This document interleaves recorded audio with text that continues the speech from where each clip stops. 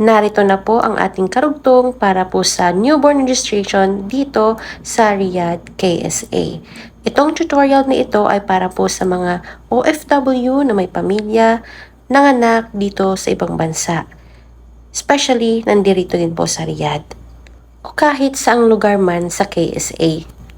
Pagka-discharge po ninyo or sa inyong misis, meron po siyang matatanggap na isang birth notification form na kung saan ay dun sa ospital na yon, ipapakita ito para may enter nila sa system ng Abshir.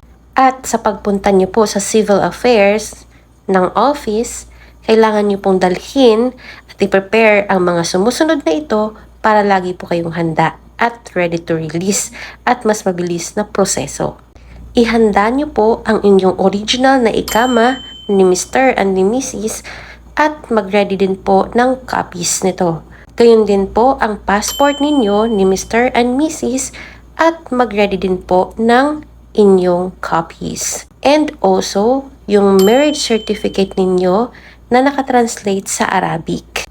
At ang panghuli ay dalhin niyo po ang birth notification form na galing sa ospital na kung saan nanganak si Mrs. o ikaw. Bago po kayo pumunta, kailangan nyo mag-secure ng appointment sa Abshir. Para naman po sa tutorial kung paano natin gawin ang appointment schedule through Abshir, abangan sa susunod po nating video. Follow, like, and share. Thank you!